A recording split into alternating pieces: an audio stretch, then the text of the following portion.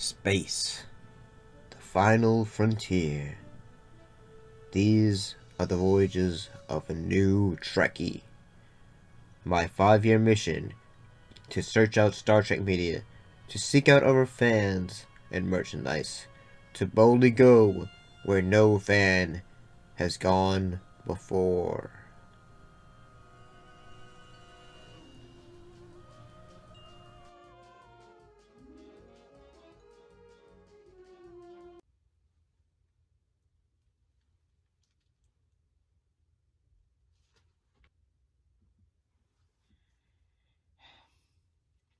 Well, I'm back again.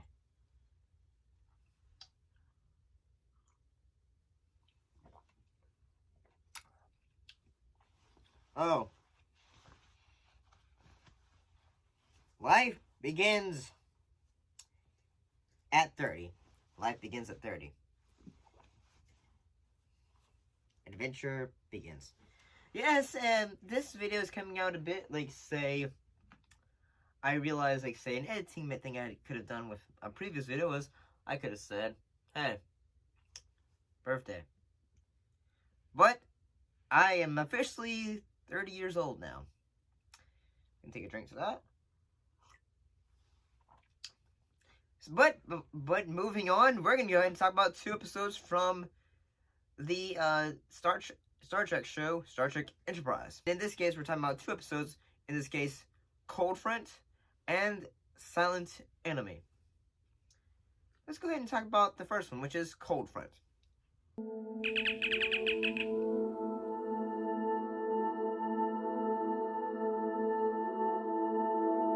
So, what actually happened in episode Cold Front? So, well, this episode was revealed more about the temporal Cold War arc that first appeared in the premiere episode, Broken Bow. Archer is confronted by a member of his crew who claims to be from 900 years in the future, and is there to capture a Solobian operative who has boarded the Enterprise. I'm gonna be honest. I remember. Yeah, we talked about the premiere episode of Star Trek Enterprise. I'm gonna be honest. Having gotten this far into episode 11 of Star Trek Enterprise, I don't really remember much about that. The temporal Cold War. I remember the aliens, who could forget? Silly. He is a threat. An enemy from the present. The, green lizard man.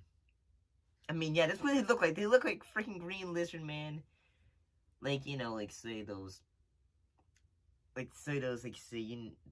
government conspiracy theory alien things.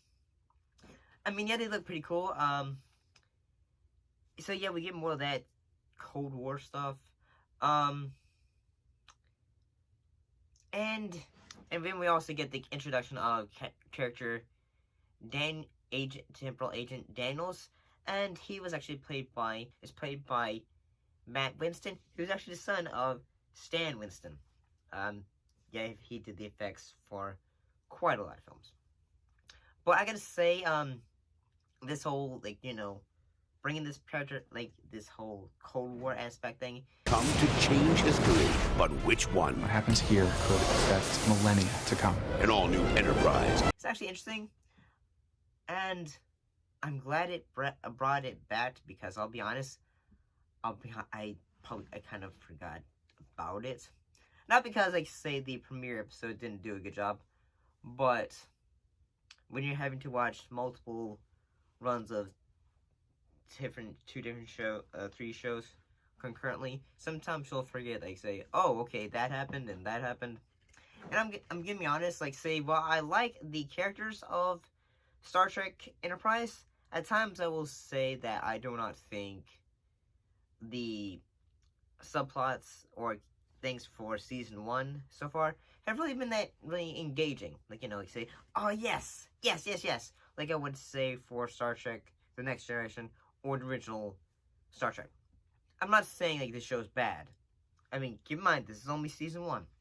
A lot of people probably didn't really enjoy like the original Star Trek: The Next a lot of people didn't really enjoy Star Trek: The Next Generation until like say season 2, or like until it got to its proper footing. And so far, I mean, like say like if like this whole storyline is pretty interesting, honestly. And yeah, like say basically the alien shows up and goes like say, I'm gonna take this, and then he takes that and goes like say, I'm leaving, I'm skydiving into space and all that. So I mean yeah, and then basically they say, okay, we're gonna close Daniel's old room because we don't want any serious getting out and all that stuff. And I think like everyone in this episode, they did a pretty good job in honesty. But I mean, I'm gonna be honest.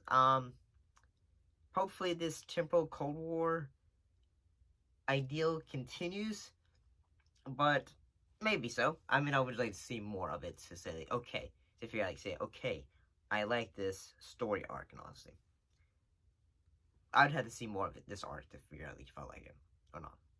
But let's go ahead and talk about the next episode, which was called Silent Enemy.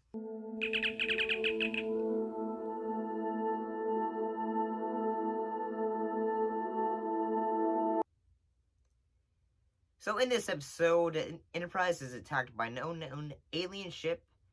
As Captain Archer basically says, like, say, hey, I want you to get, like, say, phase cans on our ship. And Sato, she's asked to find out what Reed's favorite food is for a birthday party dinner. That's like the second plot. I gotta say, like, say this whole like unknown enemy and trying to figure like, okay, what does it want? We need to fight back and all that. It's actually kind of cool. I gotta say, like, the ship that they fly is pretty cool. And yeah, I mean, like, say this, like, say the aesthetic for this episode is a lot darker. Not dark like tone, but darker as like aesthetic and looks, cinematography, and all that. I gotta say, so far, Enterprise has a bit of more when it comes to, like, say, look at the areas and all that. It looks a bit darker. And equipped to handle the threats we're coming up against. And I will give it this. At least they are able to light it well enough. Because sometimes in some shows, they don't always, like, say, okay, it's darkness. Okay, you can't see anything. But that's not the case here. You can actually see what's going on. And I actually kind of think this episode is pretty, like, say, the both plots are really good. It's pretty cool trying to feel like, say, like, it's sort of like, say, the subplot of, like, say, Reed trying to figure out what he likes for his birthday and his food.